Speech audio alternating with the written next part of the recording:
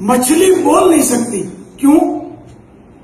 तो इसका किस्सा मुकाशफतुल कुलूब में इस तरह लिखा है कि जब हजरत आदम अलैहिस्सलाम पैदा हुए और फरिश्तों को सजदा करने का हुक्म दिया गया, फरिश्तों ने सजदा किया, लेकिन शैतान ने सजदे से इनकार किया। इस पर उसकी शक्ल बिगाड़कर जमीन पर फेंक दिया गया। तो शैतान ने सबसे पहले समुद्र का रुख किया, उसको मछली मिली, उसने मछली को बताया कि हजरत आदम अलैहिस्सलाम पैदा हुए हैं और वो जमीन और पानी के जानवरों का शिकार करेंगे।